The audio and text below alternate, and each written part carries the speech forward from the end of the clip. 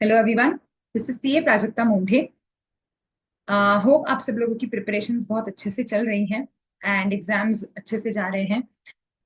Now as we are quite close to our taxation examinations, here are some tips that I would like to share with you, what you should keep in mind whenever you are writing the examination.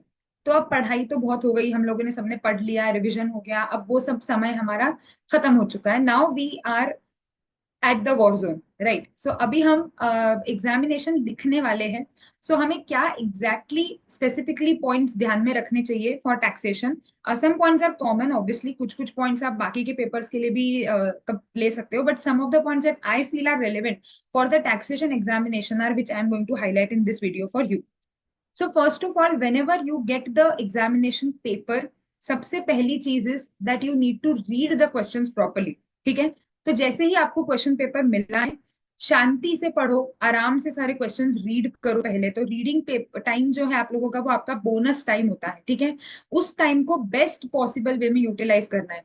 उस समय पर घबराना नहीं है, उस समय पर बहुत नर्वस नहीं होना है। सी आई अंडरस्टैंड एग्जाम है, डर लगना स्वाभाविक है, बट ये नहीं करना है कि अपन ने उस टाइम में प्रेशर में, या फिर क्वेश्चन बहुत, अगर कोई क्वेश्चन बहुत डिफिकल्ट दिख गया या हमने जो छोड़ा है पॉइंट उसी में से क्वेश्चन आ गया, तो उस सब समय पर वो सब नहीं सोचना है। Keep your mind relax, keep your calm and just read each and every question, each and every line very properly. जब मैं पढ़ाती हूँ तभी भी मैं ये बात बहुत बार बताती हूँ कि जब भी आप टैक्स का एग्जाम सॉल्व कर रहे हो, आपको हर एक एक क्वेश्चन का एक एक वर्ड भी बहुत इंपॉर्टेंट होता है।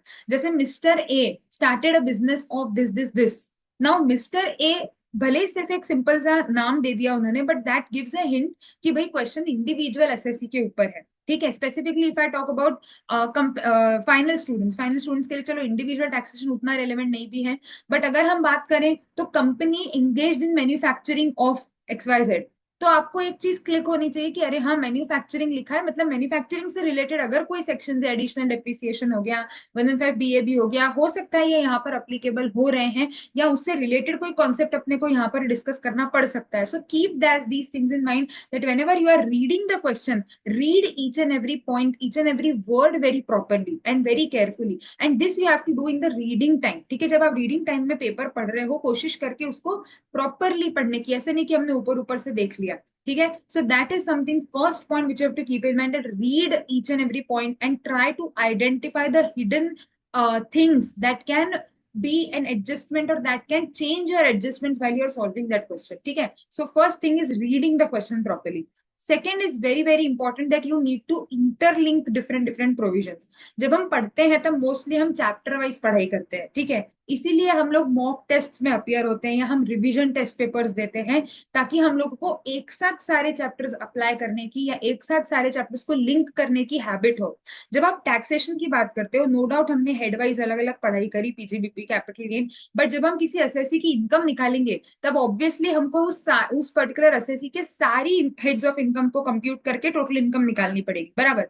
सो देयर आर वेरियस प्रोविजंस जो कि एक हेड और दूसरे हेड दोनों को इम्पैक्ट करते हैं। जैसे कैपिटल गेन में आप लोगों ने एडवांस फोरफिटेड का कॉन्सेप्ट पढ़ा है। एडवांस फोरफिटेड अगर एक पर्टिकुलर डेट से पहले है तो उसका ट्रीटमेंट अलग है, बाद में है तो ट्रीटमेंट अलग है, हमको पता है, हमको प्रोविजन याद है। हमने कैपिटल गेन पूरा सही कैलकुलेट किया, कॉस्ट ऑफ परचेज में से माइनस नहीं होगा, बिल्कुल मैम बराबरी से सॉल्व किया, लेकिन वो अदर सोर्सेज पे भी तो हिट करेगा। तो जब आप टोटल इनकम कैलकुलेट कर रहे थे, तब आप अदर सोर्सेज का इंपैक्ट लेना भूल गए। So whenever you are solving a question, whenever you are recalling a particular provision, think कि इसका सेकेंड इंपैक्ट क्या होगा। एक और ऐसी गलती होती है टीडीएस में। ठीक है, बहुत बार हम लोगों को क्वेश्चन में लिखा होता है नेट इनकम फ्रॉम लॉटरी, है ना, नेट इंटरेस्ट ऑन एफडीज वगैरह, तो आप रिवर्स कैलकुलेशन करते हो, ग्रॉस इनकम पे लेके आते हो, अदर सोर्सेज में ग्रॉस टैक्सेबल करते हो, वो सब हम बराबर करते हैं। नीचे जब हम टैक्स लायबिलिटी निकालते हैं, तब हम उसके टीडीएस के इम्पैक्ट को नीचे कंसिडर करना भूल जाते हैं। सो ऐसे जो सारे पॉइंट्स होते हैं, जो हम लोगों ने क्वेश्चंस करते समय भी डिस्कस किए हैं, no doubt I have highlighted all these points whenever I was discussing the students, but these things are important कि आप वो एग्जाम में भी ध्यान में रखो, है ना। So second very important thing is income tax specifically, that you have to interlink the provisions, कि भाई हाउस प्रॉपर्टी का कोई पॉइंट है जो सैलरी में इंपैक्ट कर सकता है क्या, या फिर पीजीबीपी का कोई पॉइंट है जो कैपिटल गेन को इंपैक्ट कर सकता है, या अदर सोर्सेज को इंपैक्ट कर सकता है, या डिडक्शंस जैसे 37 में कुछ कुछ एक्सपेंसेस डिसअलाउ होते हैं, बट 80 जीजीबी या जीजीसी एज द केस में भी it may be claimed as a deduction in certain circumstances, right? हम लोगों ने ऐसे क्वेश्चंस भी किए हैं। So all these things are to be kept in mind कि जो भी एडजस्टमेंट दिया है उसका कोई दो इफेक्ट हो रहे हैं क्या, अगर हो रहे हैं तो हमको दोनों इफेक्ट्स को ध्यान में रखना है, ठीक है? So that is you have on overall basis, एक एक हेड पे स्पेसिफिक नहीं रहना है, पूरे इनकम टैक्स के एक ओवरऑल पर्सपेक्टिव में कोई भी प्रोविजन, कोई भी आंसर जब आप सॉल्व कर रहे हो तो आपको सोचना है, ठीक है? Next is that whenever you are attempting the income tax paper specifically, you have to keep in mind the exceptions to the general rule. मैं पढ़ाते पढ़ाते भी हमेशा बोलती हूँ income tax is a law of exceptions, ठीक है? So many a times questions जो होते हैं वो एक्सेप्शंस पे आ जाते हैं, और हम लोगों को मेन मेन प्रोविजन याद रहता है, हम घाई घाई में कह रहे हैं नहीं नहीं ये तो बढ़िया है मुझे पता है, दर दर दर सॉल्व कर देते हैं, बाद में पता चलता है अरे ये तो एक्सेप्शन वाला केस था। वो नहीं होना चाहिए। whenever you are reading or whenever you are solving a question, try to, हम प्रोविजन सोचते हैं है ना, जब भी हम सॉल्व कर रहे होते हैं, प्रोविजन में ये चीज का ध्यान रखना है कि क्या इसमें कोई एक्सेप्शन था, ठीक है? सो स्पेसिफिकली सपोज अगर मैं एक एग्जांपल लूं, रेसिडेंशियल स्टेटस, रेसिडेंशियल स्टेटस में हम लोगों को 182 डेज और ये सब कंडीशंस होती है, एंड एम्प्लॉयमेंट वाले वो एक्सेप्शंस होते हैं ना। एग्जामिनेशन में आपने पूरा क्वेश्चन पढ़ा, डे वाइज सब कुछ कैलकुलेट किया, आर कंक्लूड करके हम आ गए, लेकिन वहां पर एक कहीं पे पॉइंट था that mister Rahul had left the country for employment purposes, जो छोटा सा चीज हमसे मिस हो गया जिससे हमारा पूरा क्वेश्चन जो है वो गड़बड़ा गया, या फिर वो पढ़ा भी बट उस टाइम पे हमने प्रोविजंस को एकदम से रिकॉल ही नहीं किया कि यार एक्सेप्शंस कुछ थे क्या, 182 डेज के हिसाब से हम सॉल्व करके आ गए। So keep these things in mind, 182 days, 60 days, what ever the case में भी, कि हमको एक्सेप्शंस के ऊपर भी फोकस करना है, ठीक है? कैपिटल गेन में भी ये बहुत बार होता है, ट्रांसफर की डेफिनेशन में है ही नहीं कोई ट्रांजैक्शन, या फिर कैपिटल एसेट से एक्सक्लूडेड है, और हम लोग क्वेश्चन सॉल्व करके आ जाते हैं, हमारा ध्यान ही नहीं जाता कि अरे क्वेश्चन में जो असेट दी है वो कैपिटल एसेट ही नहीं है, तो कैपिटल गेन हेड अट्रैक्ट ही नहीं होना चाहिए। सो ये सब बेसिक चीजों पे ध्यान रखना है whenever you are solving a question, provision के साथ साथ उसके एक्सेप्शंस भी उतने ही रेलेवेंट है, ये चीज याद रखनी है। And obviously exceptions are some of the very favourite aspect of institute, जिसपे क्वेश्चंस आने की प्रोबेबिलिटी ज्यादा रहती है, ठीक है? So that thing you have to keep in mind. Next, solve the full paper, try to target to solve the 100 marks paper, this is applicable for any paper you are doing।